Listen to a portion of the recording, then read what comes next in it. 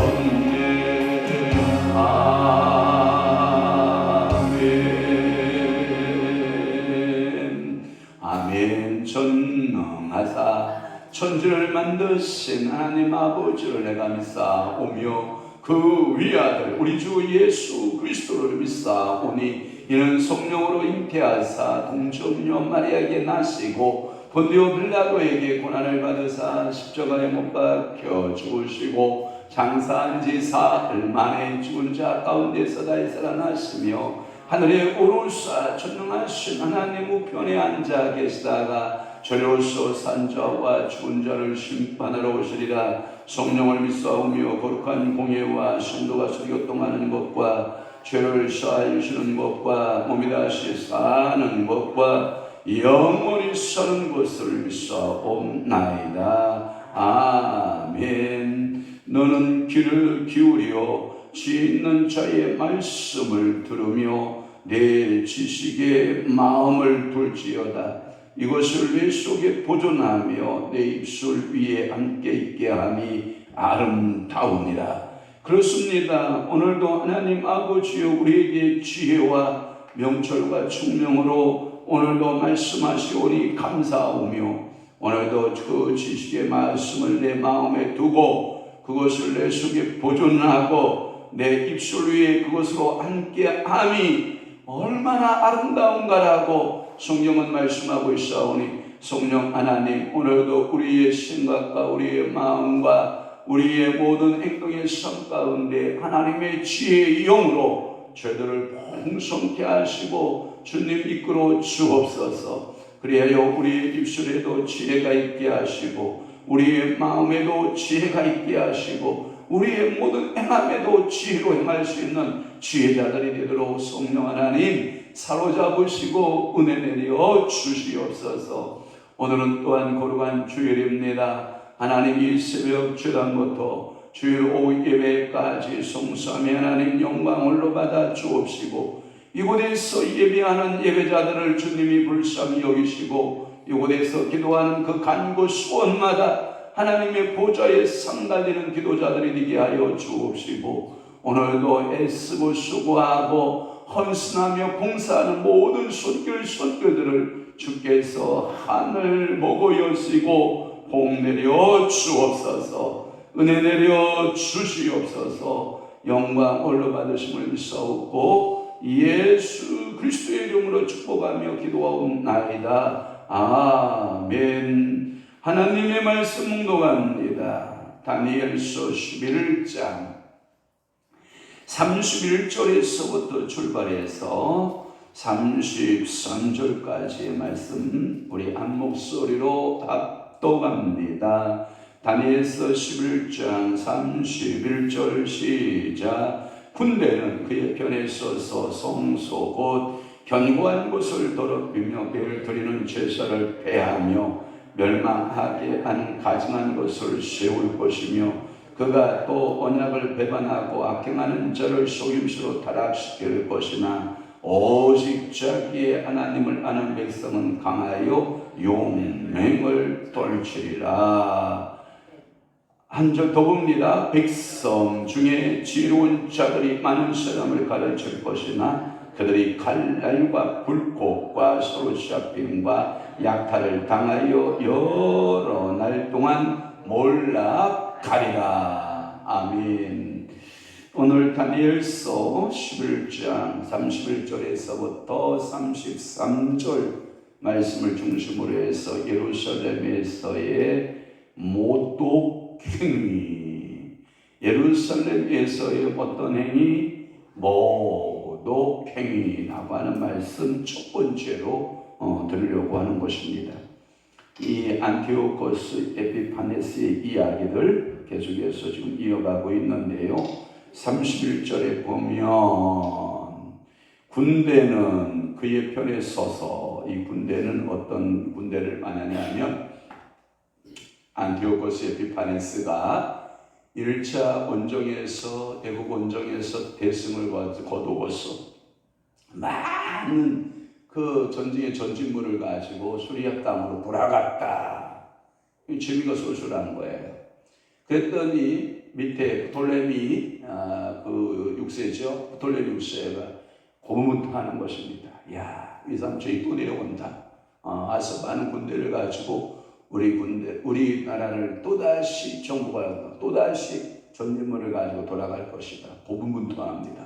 그때 엄마 클레오파트라하고 긴밀한 이제 협정이 이루어집니다. 이게 뭐냐면 삼촌이 내려오면 엄마는 군대 원정을 어디로 보내냐? 로마로 보내라. 그래서 이 30절에 보면 기띔의 배들이라는 말을 쓰거든요. 이 기띔의 배들이 로마를 상징할 때 이 기띔, 로마는 해양국가이기 때문에 해군이 굉장히 강하거든요. 그러니까 로마에서 해군을 원정을 해오시오 하고 엄마 클레오파트라에게 요청을 합니다. 그래서 이 클레오파트라의 요청에 의해서 결국은 로마의 원정군에 의해서 이 안티오코스 에피파네스가 2차 원정에 거의 빈손으로 돌아갈 지경입니다. 그러니까 이 안티오코스에게는 뭐가 나와 있냐면 마음속에 분노가 있습니다. 분노. 이 조카 녀석들이 내가 밀고 내려온다는 것을 알고 지 엄마 아버지 짜고 전쟁 준비를 그렇게 완벽하게 해서 막 이 분노가 일어나는 겁니다. 그 분노가 일어날 때 그의 마음속에 또 뭐가 일어나냐면 낙심이 됩니다. 마음이 막 다운됩니다. 그러면 사람은 뭐가 있냐면 마음이 다운되고 이 분노가 지글지글 끓기 시작하면 사람은 어디선가가 폭발하게 되어 있습니다. 이 사람 구조예요. 여러분들은 안 그러죠? 여러분들은 그냥 잘 이게 경건이 훈련이 돼가지고 여러분들은 잘 이게 신앙생활, 믿음생활 하는 좋죠? 그런데 이게 스프링 작용과 같아서 이 분노하고 이 낙심되었던 또는 한때 마음의 상처로 이렇게 누르고 있던 것들이 이렇게 하나님 앞에 기도하다가 분출되고 하나님 아버지 앞에 찬송하면서 분출하고 통성 기도하면서 분출하고 예배하면서 분출하고 막 작정 기도에서 분출하고 막 금식 기도에서 분출해내면 그건 건전한 겁니다. 그런데 이 안티오코스 에피파네스는 뭐냐면 이게 돌아가다가 생각하니까 이게 막 분이 못 이기는 겁니다. 항상 이 돌아가는 길목에 누가 있다고 그랬어요? 이 팔레스틴의 이 유다와 이 북왕국 이스라엘 이 나라가 있는 거거든요. 그러니까 이 안티오코스 에피파네스가 군대를 어디 땅에 보내냐면 예루살렘에 보냅니다. 그리고 예루살렘에 보내면서 최고의 약점이 아킬레스건이 뭐냐라고 본 거예요. 그랬더니 이들은 유대인들은 이것들은 안식일만 되면 다 쉰다더라. 그러니까 안식일만 되면 다 전쟁을 안 하고 무기를 다 놓고 다 내려놓고 다 뭐하러 가요? 예배하러 간다 이 말이에요. 제사하러 하나님께 제사하러 간다. 이 소식을 딱 들은 안티오코스 에피파네스는 치사하게 안식일 날 예루살렘 총공격 이럽니다. 이야. 그래서 안식일 날에 이 예루살렘을 공격하게 되고 그 자신은 뒤에서 딱 음악이 가려진 것처럼 딱 자기는 나타나지 아니하고 그의 부하 중에 부장인 한 사람이 있는데 그게 누구냐면 아폴로나우스입니다. 이 아폴로나우스를 보내어서 성전에 주둔하고 있었던 그 성전 그 예루살렘에서 남편에 주둔시키면서 그 성소의 전 지역에 그 성소를 완전히 성벽을 에워싸고 그 견고한 그 성을 뭐냐면 이제 자기가 멸망시키기로 작정한 것입니다. 한번 31절 이 얘기를 듣고 31절을 한번 보시길 바랍니다. 시작. 군대는 그의 편에 서서 성소 곧 견고한 것을 더럽히며 매일 드리는 제사를 폐하며 멸망하게 한 가증한 것을 씹을 것이며 거기서 두 가지를 또 봐야 됩니다. 매일 드리는 제사를 폐해버립니다. 여러분 성경에 보면 레위기법에 보면 매일 드리는 제사 3번째가 있거든요. 아침에 드리는 제사, 저녁에 드리는 제사. 지금으로 말하면 우리는 아침 새벽 기도와 저녁에 저녁 기도회. 그 다음에 점심 때 그들은 예루살렘 성소를 향하여 기도하고 공식적으로 경건한 유대인들을 연구해 보니까 연구학자에 의하면 그들은 하나님의 성소를 향해서 정기적 기도회가 몇 번 있는지 알아요? 놀라지 마세요. 7번 있다고 해요. 그러니까 하나님 앞에 예배하는 상번제 매일 드려지는 이 매일 제사를 이제 폐하게 되는 거예요. 그러면서 뭐라고 말하냐면 야 너희들은 이교도로 종교로 이제는 통일해라. 유대교의 독특한 예배 형식을 그만다. 야 이거 신앙적인 이제 막 충돌이 이렇게 일어나기 시작을 하는 것입니다. 그래서 그는 주전 168년 12월 15일에 칙령을 내립니다. 그래서 유대교의 예배를 금하고 성전의 제사를 금하고 할례와 음식에 정한 것들 다 금하고 부정한 규례들을 다 금하고 그리고 성경을 가지는 것들을 다 금하고 이를 어기면 내가 사형에 처하겠다. 우리말하면 일제 강점기 때 따보면 우리 성씨 뺏어가고 교회는 전부 문 닫고 우리말 사용 못하고 일본어 사용해야 되고 우리 어머니 초등학교 4학년 때까지 일본말 배워가지고 그리 가르치는 거 아닙니까? 예, 그러니까 이게 전부 다 이게 매일 드리는 제사를 폐하고 또 하나 거기다가 뭐 하냐면 가증한 것을 세워요. 성전에 매일 드리는 제사를 그 더럽힐 뿐만 아니라 그 가증한 것을 세웠다라고 하는 표현을 썼는데 이게 미운 물건, 한글판 성경에는 미운 물건을 세웠다라고 하는 것이 나와요. 그것은 다니엘서 8장 13절, 9장 27절에도 나타났고 있었던 것인데 거기에 제가 몇 번을 반복해 설명했기 때문에 자세한 설명은 금하지만 그 에피파네스가 예루살렘 성전에다가 자신들이 섬기는 주신이 있어요. 그게 누구냐면 제우스 신이거든요. 그래서 제우스 신상을 다 세우고 그 번제단, 그러니까 이 솔로몬이 세웠던 이 성소의 번제단에다가 그 장소에다가 이교의 제단을 세워요. 그리고 가장 유대인들이 친절하게 싫어하는 것이 뭐냐면 그 돼지예요. 돼지를 목을 따서 돼지를 잡아서 돼지 피를 뿌리고 돼지의 머리고기를 갖다 놓고 제사를 드리는 거야. 이야, 얼마나 사악한 짓인지 몰라. 하나님 앞에 그 번제단에 사용되었을 때 하나님은 그 제물로 쓸 수 있는 것을 여러분들은 다 알고 있잖아요. 송아지가 드려져야 되고 소가 드려져야 되는 거예요. 거룩하다라고. 왜? 그 소는 식임질을 하고 굽이 갈라져 있기 때문에. 또 하나 양, 염소, 비둘기, 밀가루가 하나님 앞에 포도주로 함께 섞여서 드려져야 되는 그 거룩한 장소에 돼지를 잡아요. 그리고 돼지 피를 뿌리고 그리고 돼지고기로 자기들의 신들에게 제사를 하는 이 엄청난 이 패역한 가증한 것들을 온갖 것을 다 행하는 거예요. 이게 에피파네스의 분풀이에요. 여러분, 이게요, 신앙이 타락하는 여러분 이 마음속에 이런 마음이 들을 때가 있어요. 아직 그냥 딱 쪄서 버려. 여러분, 경상도 사람들 유명한 말이 충청도 대시오 간도유 하면 끝나거든. 근데 전라도 사람들은 뭐라고 하냐면 정말 징함에 이러면 끝난 건데 이 경상도 사람 뭐냐면 쫓아버려. 그죠? 몰라요? 강해. 그분들 보면. 또 하나 32절의 말씀에 보면 뭐라고 하냐면 언약을 뭐하고 배반하고 악행하는 자를 속임수로 타락시킬 것이나 오직 자기 하나님을 아는 백성은 강함의 용명을 떨치리라, 이런 말씀이 있는데 이 에피파네스가 이런 복행을 저지르게 되자 백성들은 어떻게 되냐, 항상 그렇잖아요.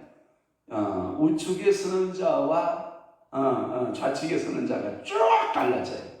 우리나라는 참 어떻게 보면 하나님이 택함 받은 백성인 것 같아요. 어저께 제 유튜브를 보니까 우리나라의 국가의 그 세계적인 그 경제력이 얼마나 되는가 봤더니 6위에 6위. 이 우리나라가 어떻게 선정이 됐냐면 첫째, 정치적 영향력이 얼만큼 되느냐. 두 번째, 국제적인 어떠한 영향력을 갖고 있느냐. 그리고 그 GNP 1인당 국민소득이 얼마나 되느냐. 등등등 국방력이 얼마나 되느냐. 근데 가장 중요한 요인이 뭔지 알아요? 저쪽에 막 싸움들 막 일어나죠. 우크라이나 막 싸움들 일어나고 막 이쪽에 이스라엘 이쪽에 막 싸움들 막 일어나고 난리 치잖아요. 싸우려면 뭐가 필요해요? 무기가 필요하죠. K 방산산업. 한국에서 만드는 이 무기들을 어느 무기에다 다 갖다 걸쳐 넣기만 하면 이 작동이 다 되는 거야. 우리나라 K 방산산업이 지금 세계에서 이제 두고 봐요. 이제 우리나라가 대항공모함을 만드는 시대가 온다. 대항모를 만들어서 이 세계에 이제 1등이 미국인데 이 해양 국가로서는 이제 1등으로서 이제 세계에서 항공모함을 만드는 기술력을 가지고 있죠. 배 만드는 기술이 있었잖아. 이순신 곡선 만들듯이 만들어서 세계를 뒤집을 날이 올 것 같은 그런 예감 같은 것을 느끼지 않아요? 그런데 물론 미국이 견제를 하겠죠. 너네들 그런 기술이 있어도 항모를 만들면 안 된다. 너희들 항모 만들었다 안 한다. 우리는 제재를 받아야 된다. 이런 압력이 있겠지만 충분한 능력은 갖고 있다. 노하우가 있다 없다? 있다. 그러니까 이게 항상 우리나라는 북한을 두고 좌우로 갈라진다. 그러니까 이 에피파네스의 이 복종이 앞에서 백성들의 마음이 쭉 갈라지는 거예요. 에피파네스 편을 드는 사람들, 그렇지, 너네들 하는 꼬라지 내가 지금 너희들 지도자들 하는 꼬라지 내가 봤어. 하나님 살아계시다. 그래, 하나님 너희들 심판하는 거야. 이렇게 나오는 거예요. 하나 쪽은 뭐냐면 아니다. 에피파네스에 대해서 우리는 목숨 걸고 항전하겠노라. 목숨 걸고 항전하겠노라. 우리는 하나님 앞에 이 거룩한 사명을 가지고 항전하다가 죽으면 하나님 앞에 뭐다? 순교다. 이렇게 각오하는 거. 그러니까 항상 두 가지 나누는 거죠. 여러분, 그 시대를 잘 분별하는 게 지혜입니다. 근데 이게 양분이 되는 거예요. 언약을 배반하고 악행하는 자는 헬라주의 유대인들, 그러니까 이것을 보고 우리가 흔히 말하는 자유주의적인 유대인들, 헬라주의적이라는 말은 세속주의적인 유대인들을 말하고, 괴율에 대해서는 21절에 먼저 설명한 바가 있지만 에피파네스는 이런 거룩한 언약을 배반하고 헬라주의자들을 막 중용하는 거예요. 막 중용하고 막 그들을 쓰기 시작해요. 그게 어디에 나오냐면 거룩한 언약을 배반하는 자들을 살필 것이며 라고 하는 30절 끝부분이 나오거든요. 그들을 막 이제 나라의 중책을 막 세우고 시작하는 거예요. 여러분, 대통령이 하나가 바뀌면 나라의 모든 그 공공기관에 대통령 한 분이 바꿀 수 있는 엄청난 자원이 있다는 거죠. 그러니까 이 대통령 자리를 놓고 뭐예요? 목숨 걸고 막 박터지게 싸우는 거예요. 그러니까 이 에피파네스의 이러한 가증스러운 정치 때문에 온갖 속임수와 거짓 등이 거짓 약속을 통해서 자기의 그 팔레스타인 통치를 합리화시키면서 이 이스라엘 백성들에게는 거센 항거에 도입하게 되는, 결국은 이 보수적인 유대인들 그리고 자기 하나님을 아는 백성들을 이렇게 말씀한 것은 그 보수적인 전통적 유대인들로부터 항거를 받게 되고, 그들은 항상 그 목숨을 걸고 그 신앙을 지키겠다고 하고 거룩한 언약을 준수하고, 결과적으로는 이 팔레스타인 나라가 두 쪽 나는 결과는, 하나는 헬라주의 유대인과 하나는 전통적 히브리적 유대인들이 충돌하게 됩니다. 이러한 시대적인 아픔을 겪게 된다라고 하는 것이고요. 또 하나 33절 말씀에 보면 백성 중에 지혜로운 자들이 많은 사람을 가르칠 것이나 그들이 칼날과 불꽃과 사로잡힘과 약탈을 당하 여러 날 동안 몰락하리라 라고 하는 말씀입니다. 여기에 보면 이 안티오코스 에피파네스의 그 폭정, 그 폭력 앞에서도 하나님은 뭐예요? 지혜자를 세우는 거예요. 이 지혜자들을 정확히 표현하면 순교자들이지 않을까라고 하는 것이 해석이 전반적인 순교자들. 이 지혜로운 자들은 항상 모든 일에 이 하나님의 지혜가 있어서 어떤 제조의 통달의 능력이 있고, 그 중에 성경에 보면 부사렐과 오홀리압, 여러분 생각나지?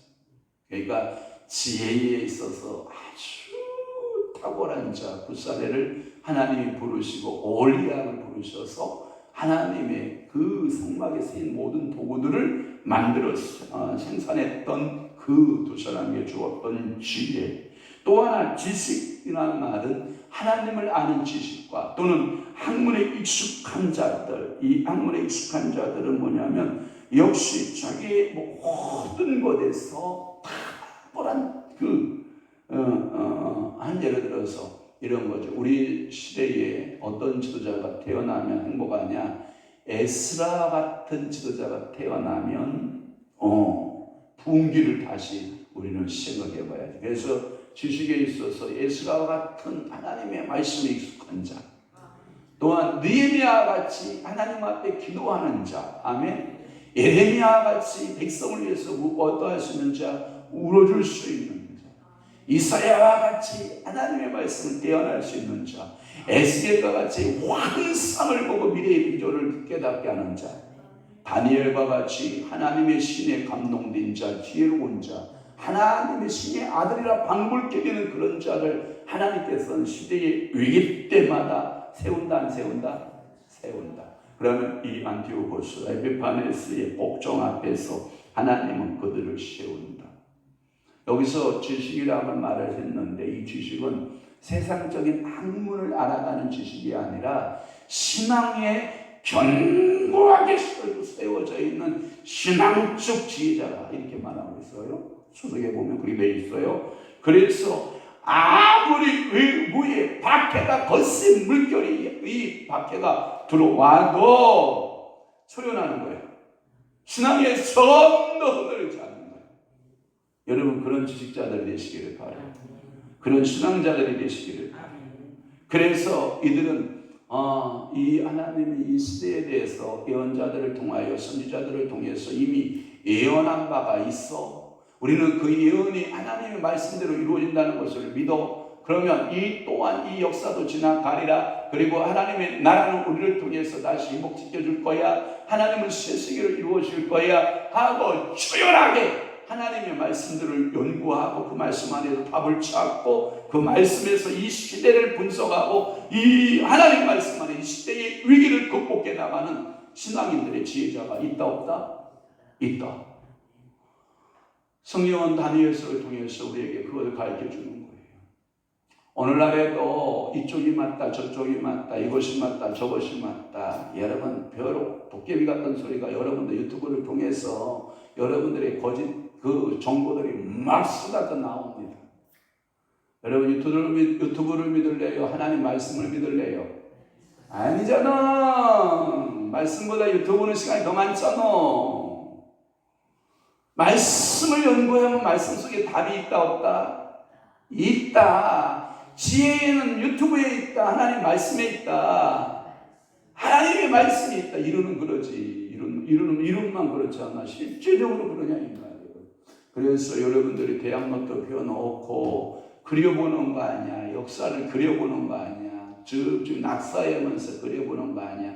이러한 위기 상황 가운데 사람들은 이렇게 보고 있다. 그러면 하나님은 지금 이 상황을 어떻게 보고 있느냐? 말씀을 통해서 찾아내고 그 말씀이 어떻게 이루어져 가는가를 여러분들이 알아내는 지혜가 있기를 바라는 것입니다. 그래서 그들이 칼날과 불꽃과 사로잡힘과 약탈을 당했다라고 하는 것이 뭐냐면 헬라주의를 반대하고 그리고 신앙을 고수하고 저들은 결국 에피파네스의 박해를 받게 되고 이와 같은 방법들을 통해서 그들은 하나님 앞에 뭐하냐면 목숨을 걸고 신앙생활한 자들이다. 그래서 히브리서 11장은 무슨 장이라고 그래요? 믿음의 장이다. 그래서 히브리서 11장 36절에 보면 36절에서 38절에 보면 저들은 한결같이 믿음을 위해서 자기 목숨을 내놓은 순교자들이었다라고 말하잖아요. 그러니까 오늘도 하나님 앞에 서서 내가 어떻게 살아야 될까? 시대하고 죽은 물고기는 아무리 커도 흘러가는 강물에 배를 연배를 드러내고 그냥 물결 따라 내려가는 이러한 물고기가 있어요. 그러나 아무리 작은 피라미라도 작은 물고기라도 살아있으면 그 거센 물결을 치고 올라가요. 여러분들은 죽은 큰 물고기들처럼 살아내지 말고 저는 작은 피라미라도 세상 물결을 거스려서 치고 올라가는 신앙에서 살아있고 기도에 살아있고 말씀에 살아있고 하나님의 성령의 역사에 살아있는 그러한 그리스도인의 삶으로 이 시대를 향해서 우리가 어떻게 살 것인가를 결단하고 결심하는 만약에 이 에피파네스의 이 사건은 지금 우리의 사건과 동일하고 이 세상이 거센 물결을 우리를 향해서 밀고 들어오지만 우리는 이 세상을 어떻게 이겨나갈 것이냐, 이 세속주의 속에 어떻게 우리는 교회를 지키고 내 신앙을 지킬 것이냐라고 하는 단호한 결심과 결단이 여러분에게 있어지는 거룩한 주일 되시기를 주 예수 그리스도의 이름으로 축원합니다. 기도하겠습니다. 좋으신 아버지 하나님, 오늘도 다니엘서 11장 31절에서 33절 말씀, 예루살렘에서의 모독행위를 하고 있는 안티오코스 에피파네스에 대한 예루살렘의 하나님의 지도자들과 그 백성들의 태도 두 가지로 갈라졌습니다. 헬라주의적인 유대인들과 히브리적인 전통적 유대인들 간에 하나님 나누어진 신앙의 양분의 모습을 봅니다. 주님, 우리가 이러한 위기적인 상황 앞에 나의 신앙은, 하나님 위기적인 이 역경 앞에 나의 신앙의 형태는, 나의 믿음의 형태는 어떻게 해석되어져야 되고 어떠한 신앙생활이 하나님을 기쁘시게 하는 신앙생활인가에 대한 고민이 오늘 이 새벽에 있어지게 하시고, 기도할 때 주님 세임 주시고 지혜 주시고 하나님 올바른 신앙을 허락하셔서 이 세대 속에서 하나님의 뜻이 무엇인가를 분별하여 지혜자로 살아내는 아름다운 믿음의 성도들이 되도록 성령님 사로잡아 주옵소서. 이제는 우리 주 예수 그리스도의 은혜와 하나님 아버지의 극진하시는 사랑하심과 성령님의 강화 교통 내주의 역사 충만하시니 오늘 남은 때의 시대적 사명 앞에 어떻게 감당할까를 대답하고 질문하고 또한 따라가기를 순종하기로 결심하는 사랑하는 귀한 성도 심령 위에와 교회 위에 이제부터 영원토록 함께 있을지어다.